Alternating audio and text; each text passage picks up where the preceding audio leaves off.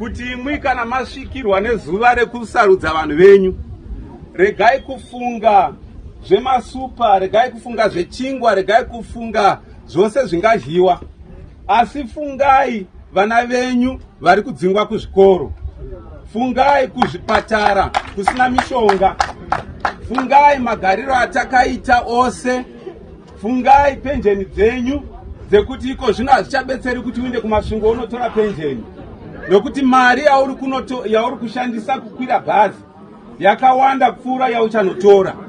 Fungai izvozvo, ndo zvakakosha.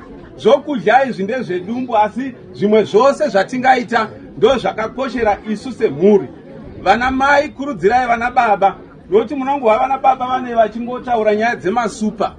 Supa hongu vanomwa, asi kana mangwana vamuka haina zvainobetsera, nekuti mwana unoenda kuchikoro.